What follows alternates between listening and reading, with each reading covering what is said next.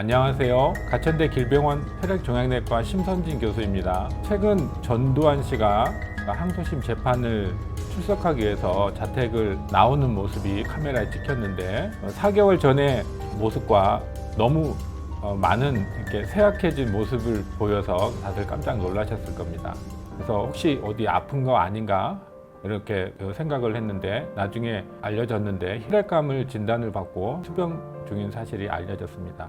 근데 혈액암 중에서도 다발성 골수종, 되게 생소한 혈액암인데요. 오늘은 다발성 골수종에 대해서 여러분들께 간략히 소개해 드리도록 하겠습니다. 다발성 골수종, 진단명에서 보여주듯이 다발성으로, 그러니까 여러 부위에 골수에 종양이 생기는 것을 다발성 골수종이라고 합니다. 이 병은 신체 내에 여러 세포들이 있는데요. 그 중에 형질세포가 문제가 생기는 건데요. 형질세포라는 게 바이러스가 몸에 침투했을 때 항체를 만들어서 바이러스를 이겨내는데 아주 중요한 비림프구 면역세포거든요. 이 면역세포 중에 일종인데 이게 어떤 원인에 의해서 암으로 변경이 되는 겁니다. 골수 안에 이렇게 사진에서 보시다시피 비정상적인 형질세포, 기능을 제대로 못하는 형질세포들이 과하게 증식을 하게 되고 기능을 못하는 항체들이 많이 혈액 내에 존재하게 됩니다. 이것은 현미경적으로 다발성 골수종 환자의 뼈 사진인데요. 보시다시피 여러 아주 빡빡하게 골수종 세포들이 골수 안에 차 있는 모습입니다.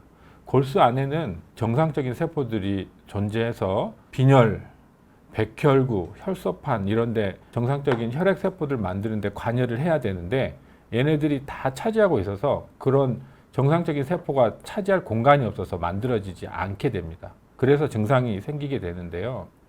이 형질세포가 뼈에 이렇게 침착이 되면서 뼈가 이렇게 녹게 됩니다. 여기 보면은 이게 이제 머리뼈, 그 다음에 상완뼈, 여기는 엑스레이 찍으면 보실 때 이게 쇄골인데요. 쇄골이 골절이 돼 있어요. 여기 보면은 뼈가 이렇게 여기는 하얀데 여기는 많이 약해졌어요. 이렇게 구멍이 송송 뚫리고 형질 다발성 골수종 세포들이 뼈에 침투를 해서 뼈를 이렇게 녹이고 심지어는 이렇게 골절을 유발을 합니다. 뼈를 녹으면서 칼슘 같은 경우를 이렇게 많이 이제 혈액 내로 배출을 하게 되는데 다발성 골수종 환자 특징적으로 이렇게 진단을 하면은 혈액 검사를 해보면 뼈가 녹아서 혈액 내에 칼슘이 많이 높아져 있는 상황이 됩니다. 칼슘이 높아지면 고속도로에 차가 많은 것처럼 정체가 되면은 순환이 안 되는 것처럼 사람이 의식이 없고 멍해지고 이렇게 뭐 생각이 굼떠지고 이런 식으로 모든 게 기능이 저하되는 그런 증상을 나타내게 됩니다.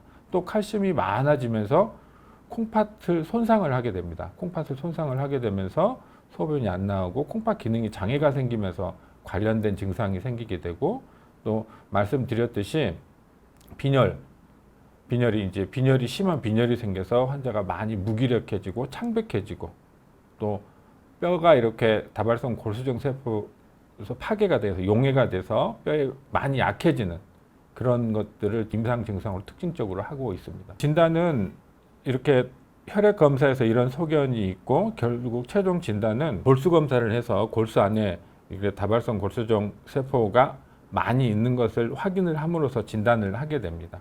치료는 전두환 씨는 지금 이제 고령이시고 그래서 적극적으로 이제 치료는 않고 대증적인 요법의 치료를 하겠다 이제 그렇게 이야기가 되고 있는데요. 큰 치료의 틀은 항암 요법을 한다거나 또는 뼈가 이렇게 골수종에 침투를 해서 뼈에 통증이 생기면은 그 뼈 부위에 방사선을 이용을 해서 통증을 경감을 하거나 질병을 크기를 줄여서 관련된 증상을 호전시키게 하는 그런 방사선 치료를 합니다. 또 일부는 이렇게 조혈 모세포 이식, 그래서 골수 안에 있는 암세포를 고용량 항암제로 다 암세포를 다 죽인 다음에 새로운 조혈 모세포를 이식해주는 그런 조혈 모세포 이식 이런 것들이 치료 방법으로 이용이 되고 있습니다. 기타 이렇게 뼈 관련돼서 통증을 없애주는 치료 또 진통제 이런 것들을 사용을 하게 됩니다.